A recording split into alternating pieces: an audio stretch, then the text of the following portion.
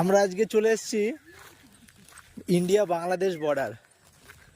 দেখো, ইন্ডিয়া বাংলাদেশ বর্ডারে ঘুরতে এসেছি। ভিডিও করা নিষেধ, তাও মানে একটু চেষ্টা করলাম ভিডিও করার।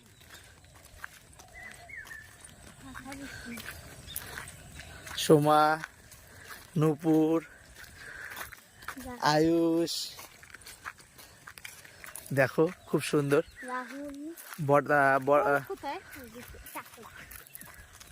এই দেখো ওপারটা ওপারটা ওপারটা বাংলাদেশ। দেখো আমরা যেখানে এসেছি ওইখান থেকে ঢাকা হচ্ছে 275 কিলোমিটার।